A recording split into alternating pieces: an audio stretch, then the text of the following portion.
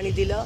चारी जण हे सर्व धर्म समभावचे प्रतीक, वेगवेगळ्या धर्माचे आणि जातीचे, तरी ह्या मातृभूमीसाठी बलिदान देणारे हे चार, ज्याच्यासाठी आपलं गाव, आपलं शहर हे नामवंत आहे।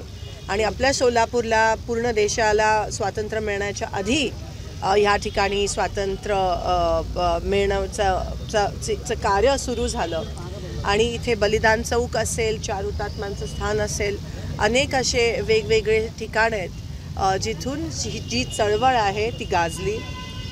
आज ह्या चार हुतात्म्यांना आम्ही अभिवादन करतो आणि श्रद्धांजली अर्पित करतो आणि हेच प्रतीक आता ह्या देशामध्ये खूप महत्त्वाचं आहे, कारण का ह्या मातृभूमीने कधी कोणात भेदभाव केला नाही आहे। या मातृभूमीसाठी अनेकांनी जे बलिदान दिलं त्यांच्या रक्ताचं कधी जात पात आणि जमात नव्हते आणि हे ह्या काळात ह्या देशात आज खूप महत्त्वाचं आहे। धर्माच्या पलीकडे जाऊन, जातीच्या पलीकडे जाऊन आपण सगळे एकत्रित आहोत आणि ह्या देशाला अखंड ठेवण्यात आपल्या सगळ्यांचा सिंहाचा वाटा राहिला पाहिजे आणि असणार आहे।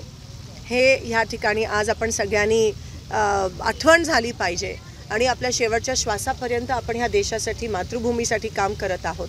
ते करताना आपल्याकडून जर कोणतेही तोडीचं राजकारण झालं किंवा जातपात आणि धर्माच्या नावावर आपण समाजाला जर तोडण्याचा प्रयत्न केला तर तो आपल्या हातून घडणारा सर्वात मोठा पाप ठरेल। विधानसभा अध्यक्ष राहुल नार्वेकर यांनी जो अपात्रतेचा निर्णय दिला ते अपेक्षित होतं कारण का हे सगळंच त्यांच्या बाजूने चालणारं आहे। कितीही चुकीचं असलं तरी हे सरकार ह्याच पद्धतीत चालणार आहे, म्हणून पुढे लोकशाहीचं सर्वात मोठं प्रतीक मतदान ते पण होऊ देतील का नाही ही मनात शंका। आज मोदीजी दौऱ्यावरती आहेत, कशा पद्धतीने नाशिकला दौऱ्यावरती आहेत, काही दिवसात ते सोलापूरला सुद्धा दौऱ्यावरती येणार आहेत। निवडणुकीच्या पार्श्वभूमीवर ज्या पद्धतीने त्यांचे जे दौरे वाढले आहेत त्याकडे कशा पद्धतीने होतात? निवडणुकीच्या पार्श्वभूमीवरच वाढतात, पण जेव्हा लोकांना गरज असते तेव्हा त्यांचे दौरे वाढत नाहीत। ही शोकांतिका आहे आणि हे लोकांना कळून चुकायला पाहिजे आणि अर्थात आता ते जिथे जातील तिथे धर्म जातपातच करतील।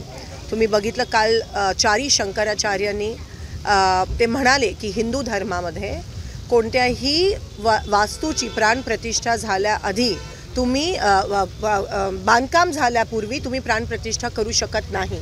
हे जे मोदीजी करायला जात आहेत ते केवळ इलेक्शनला समोर ठेवून करायला जात आहेत। हा अपशगुन ठरणार आहे त्यांच्यासाठी आणि जे शंकराचार्य जे आपले धर्मगुरू आहेत, सगळ्यांचे हिंदू धर्माचे सर्व आहेत, त्यांनीच हा इव्हेंट बॉयकॉट केला आहे। ह्या सरकारला एवढी घाई काय होती? 11 एप्रिलला रामनवमी आहे, त्या दिवशी मोठं थाटात घेऊ शकले असते आणि तोपर्यंत पूर्ण पण झालं असतं बांधकाम, पण बांधकाम पूर्ण व्हायच्या आधी तुम्ही प्राणप्रतिष्ठा करता, हे केवळ इलेक्शन साठी करत आहात, हे आता पूर्णपणे प्रूव्ह झालं आहे।